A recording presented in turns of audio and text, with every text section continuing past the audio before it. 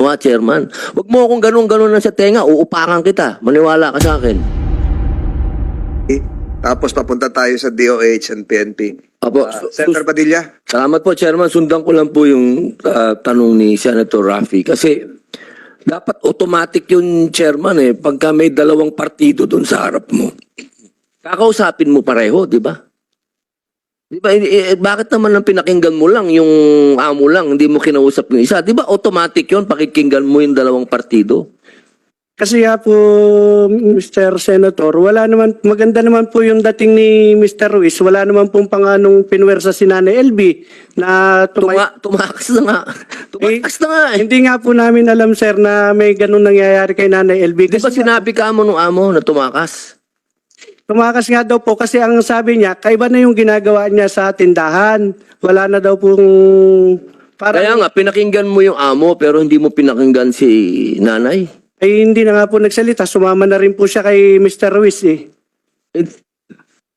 Dapat tinatanong mo, di ba?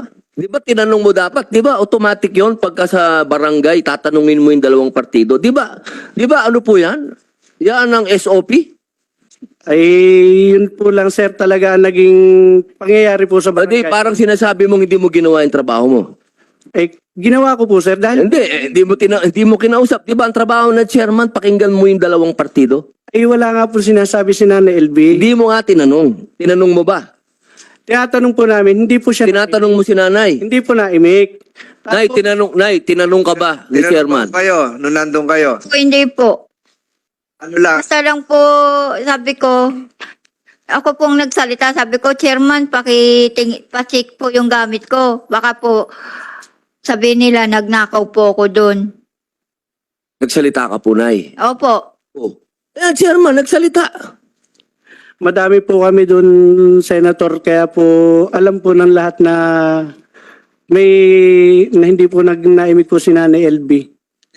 Bakit pa siya tumakas? Kung hindi naman siya iimik, nandun na siya. Hindi nga po namin, sir, alam na yan ay katulong ni Sir Jerry.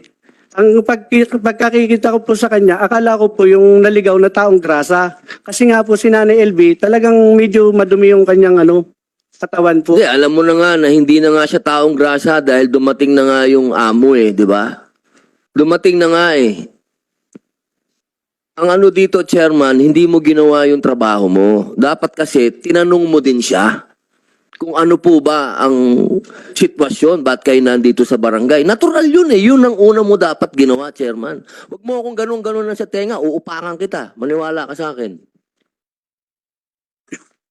Chairman, yung katarungan pambarangay, ikaw ang chairman o meron ba ibang chairman? Ako po. Ayun. Saka po yung mga... Lahat naman yan, meron logbook di ba? Nire-register nyo. Kung may magre-reklamo. Meron ba ho tayong record sa inyong barangay na pumunta si Manang LB nung ganitong panahon, ganitong oras, at ano yung inyong naging aksyon? Meron? Wala po. Dahil Wala. po nga, madali lang po si Nanay Hindi, LB. kahit pumasyal doon, kinuha nung kanyang amo, dapat naka-logbook yun Diba? Katungkulan nyo ng barangay captain na ilagbook kung ano yung naging aksyon. Pwede rin ilagay doon, walang naging aksyon dahil sinundo na nung amo. Diba? Wala tayong record. Sa pagkatanda ko po, wala po. Ayun, pero katungkulan mo dapat gumawa ng record. Barangay secretary, tiningnan ni barangay health worker, may barangay social welfare officer, di ba? Yung marami kayo kamo doon di ba? So wala tayong papel kung ano man. Wala po. Pero nag-seminar tayo niyan. Nakakalungkot yan. Senator Estrada. Gaano ko nakatagal, Kapitan? Isang first term po ngayon, Senator. So tatakbo ka. Susunod. May plano pa po. Ano na? Tatakbo. Huwag niyo iboto to. Hindi ka naman nanalo. May plano kang tumakbo ulit. Meron po. Okay, bakit? Talo ko na. Bakit ang tawag mo kay Jerry, sir? Ay, yun lang po ang tawag na, Sir Jerry, dahil yung po ang... Matagal mo na kilala. Hindi po. Hindi, yun po, kilala po namin na may tindahan siya. Kaya nga, bakit sir? Di ba dapat Jerry lang o ano? Bakit may sir? Yun lang po na sabi ko, Mr. Senator po. Anong pumunta siya sa barangay hall, si Sir Jerry, Sir Jerry kagad ang tawag mo? Hindi po. Dito ko lang po nasabi yung Sir Jerry. Ah, okay. Sige, sige. Manang LB, yung mga kamag-anak nyo, nung nalaman nyo po ito, kailan? Sino magsasalita? Ito po, Opo, kayo po nanumparin kayo kanina, no? Kailan nyo ho nalaman ng sinapit ng inyong kapatid o ano ho nyo? kapatid. Kapatid. Kailan nyo po lapit-lapit ho kayo ng kaunti? Ako po si baby. Wala pa ho kayong upuan? Wala kayong... Meron po. Oho. Urong tayo konti, Attorney Gambol. Nung nalaman nyo ho, sinundo nyo o paano ho nakabalik ng Batangas si Manang LB? Yan daw po ay inihatid ng amo doon sa... Tanong sa iyo kung sinundo mo pa. Sinundo po namin Natid ng amo sa sa apartment po nung anak yung anak na nasa Batangas City. po. Bakit? Naguhugas kamay na yung amo? Ayaw madawit? Anong dahilan? Ang sabi daw po ay ipapacheck up. Pero nung dumating po, hindi naman po siya pinapacheck up. Manang LB, sinabihan ba kayo ng amo nyo na ipapacheck up kayo? Opo. Dahil nagreklamo kayo, may iba na kayo nararamdaman. Yung ito, ganito na po ako, di na po ako nakakakita.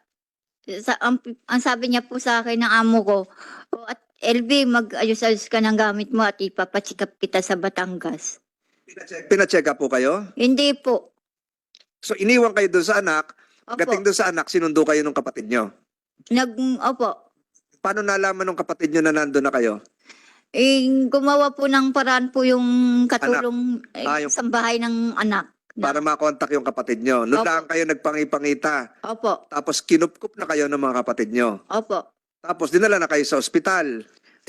Nagpa-check up? Hindi pa rin. Hindi. Hindi pa po. Hindi pa. Pero ang alam ko na check up na kayo eh. Sino ba ang doktor na pwede magsalita sa Batangas Medical Center? Sino ho pwede? Doktor Maglona?